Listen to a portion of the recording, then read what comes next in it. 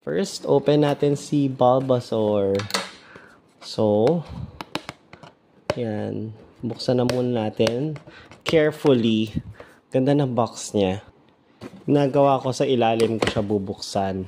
Why? Para ma-preserve natin yung harap. Ayun, taas. So, yan. Alright, very straightforward. You get Bulbasaur. Almost like a fist size. Yan. And so, size comparison.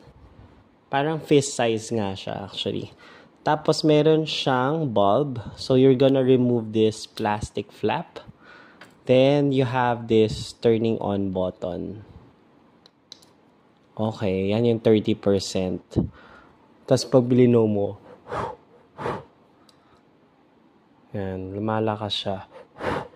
70, tapos 100.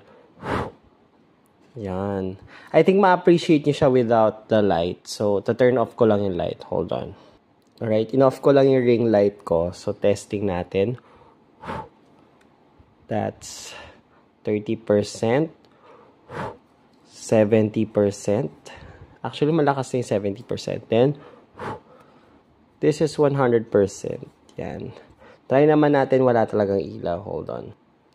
Yan. So, okay. Kita niyo pa ba siya? Medyo malabo. I'm using my phone. 30%. 70%. 100%. Guys, this is such a quality night lamp. As in, not so big. However, the light is so nice. Sobrang ganda. Highly suggest it. Sobra. Actually, yung Bulbasaur yung pinakamalakas for me. Kaya ako siya pinili. Yan. So, move on tayo kay Jirachi.